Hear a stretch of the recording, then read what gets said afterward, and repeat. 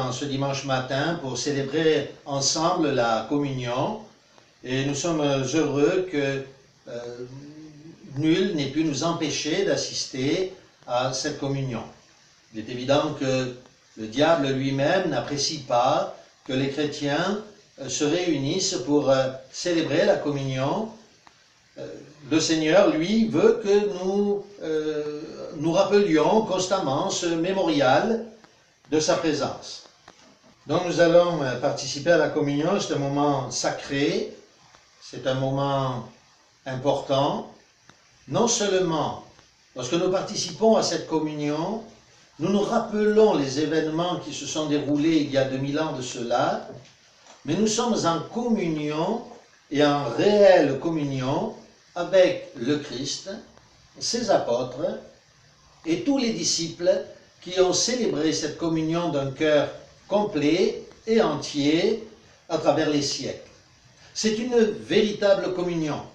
Ce n'est pas juste un souvenir, ce n'est pas juste un rappel, mais c'est réellement une communion. Nous sommes ensemble dans cet instant présent, par un mystère que nous ne comprenons pas, mais qui est une réalité.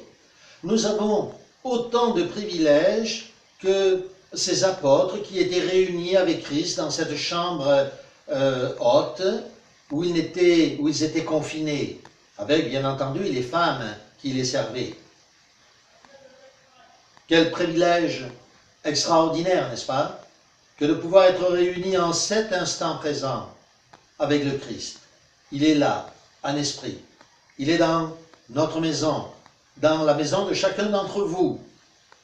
Par la foi, nous croyons qu'il est là. Et c'est pourquoi c'est un moment tellement important, un moment tellement touchant. Quel privilège, quel phénomène extraordinaire que le moment de l'Eucharistie.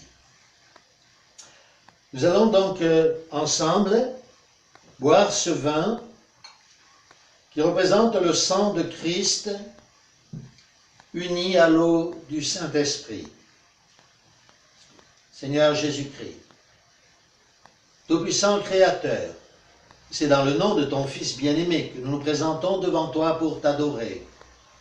En cet instant présent, je vois devant ma face, par les yeux de l'Esprit, je vois Seigneur Moïse sur cette montagne, sur le mont Sinaï, qui s'approchait du buisson ardent.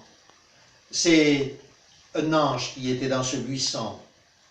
En réalité, l'apôtre Saint Paul nous dit que c'était le Christ. C'était le Christ qui était là dans ce buisson et qui parlait avec Moïse. Et il parlait en disant qu'il était Jéhovah, le Dieu Tout-Puissant. Il n'y avait pas de différence, il s'exprimait comme s'il était le Père, parce qu'il était l'image, le reflet parfait de la gloire du Père. Aujourd'hui, c'est vers toi, Tout-Puissant Créateur, que nous nous prosternons, que nous venons pour prendre cette Eucharistie.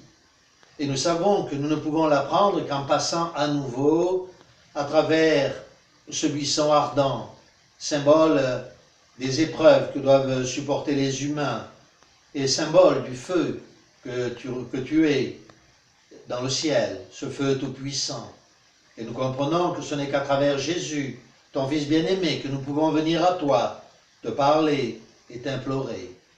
Combien nous sommes heureux, Seigneur, de pouvoir être pardonnés aujourd'hui dans le sang de ton Fils Jésus-Christ.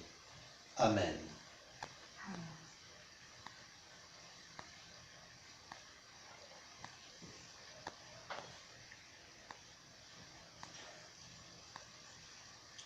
Tout-Puissant Créateur, nous te présentons ce pain, symbole de ton corps. Autrefois, ce n'était que des grains de blé, car nous ne sommes que des grains de blé, mais ces grains de blé ont été pilés, écrasés, broyés, parce que nous avons été écrasés, pilés, broyés par la vie, pour devenir une seule farine. Et de cette farine, Seigneur, tu y as mêlé ton eau, l'eau de ton Saint-Esprit, pour que nous devenions une seule pâte. Nous sommes un seul corps, un seul pain. Ce pain, Seigneur, qui représente l'Église, c'est nous. Et Seigneur, nous te remercions de nous changer, de nous travailler, de nous modifier, pour que nous devenions semblables au corps de ton Fils Jésus-Christ, ton Église.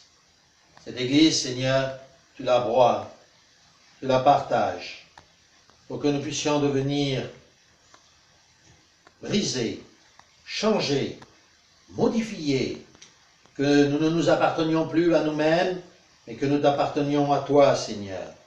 Et toi, lorsque tu reviendras, tu réuniras à nouveau ce pain pour en faire un seul pain. Nous te remercions, Seigneur, de nous permettre de participer à tes souffrances pour la vie éternelle et la vie de nos compagnons. Amen. Ce pain est sans levain, parce que Christ, le corps de Christ, était donc sans péché. Et que le corps de l'Église est purifié de tout péché dans le sang de Christ. Amen.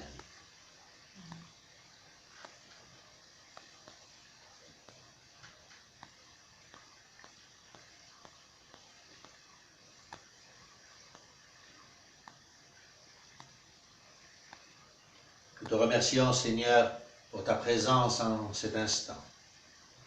Merci, Seigneur, de nous avoir permis de participer à ce pain et à ce vin qui donnent la vie éternelle et l'immortalité. Tout d'abord sur la terre, et ensuite, Seigneur, ton Église sera enlevée vers les cieux. Et tous ceux que tu auras trouvés, en qui tu auras trouvé faveur, que tu auras trouvé agréable à ton regard, tu les amèneras avec toi. Aide-nous, Seigneur, pour que nous comprenions tout cela, que nous décidions de purifier nos vies pour nous aussi être amenés avec eux. Nous te remercions, Seigneur, dans le nom de ton Fils Jésus-Christ. Amen.